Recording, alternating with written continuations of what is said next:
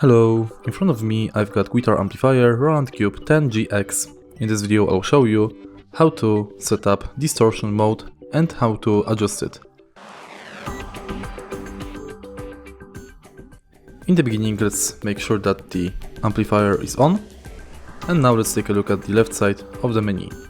Right here we've got the menu with clean, crunch and lead text.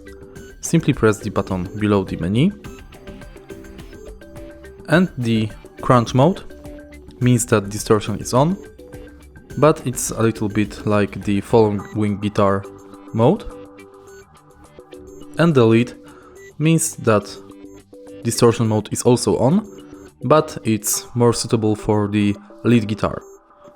As you can see from the scheme, the red and orange icon means that distortion is on.